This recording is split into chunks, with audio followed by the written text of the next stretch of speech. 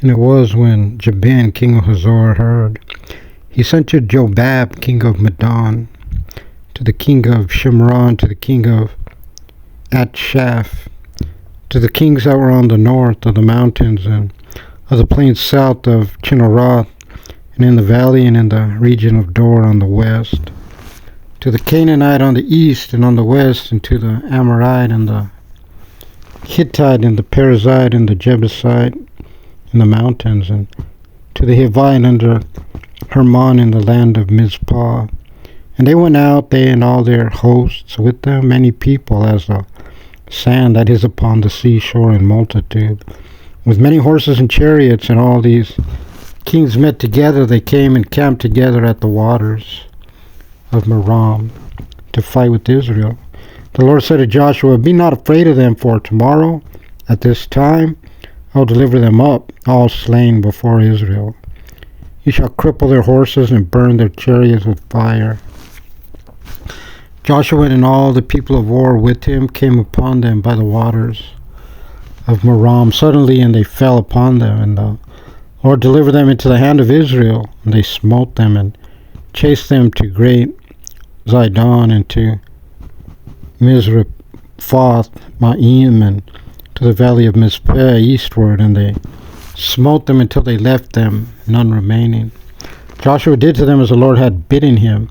He crippled their horses and burnt their chariots with fire. Joshua turned back at that time and took Hazor and smote its king with the sword, for Hazor was formerly the head of all these kingdoms. They smote all the souls that were therein with the edge of the sword, utterly destroying them.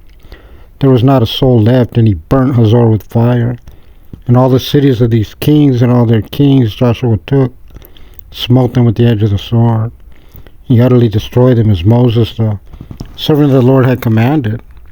But all the cities that stood in their strength, Israel burned none of them, save Hazor only did Joshua burn.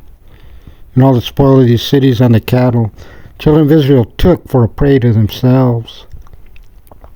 But every man they smote with the edge of the sword until they destroyed them. They did not leave over a soul.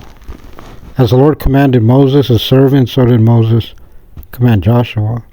So did Joshua, he left nothing undone of all that the Lord commanded Moses.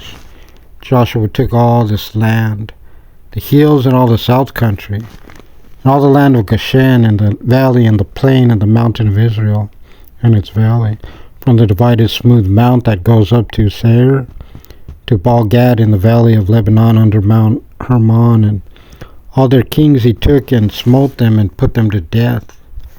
Joshua made war a long time with all these kings. There was not a city that made peace with the children of Israel, save the Hivites and the inhabitants of Gibeon. They took all in battle. For it was from the Lord to harden their hearts, that they should come against Israel in battle, that they might destroy them completely, and that they might have no favor, that they might destroy them as the Lord had commanded Moses. And at that time Joshua came out off the Anakim for the mountains, from Hebron, from Debir, from Anab, and from all the mountains of Judah. From all the mountains of Israel, Joshua destroyed them completely with their cities.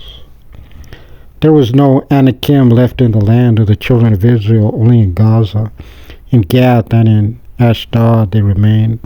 Joshua took the whole land according to all that the Lord had spoken to Moses.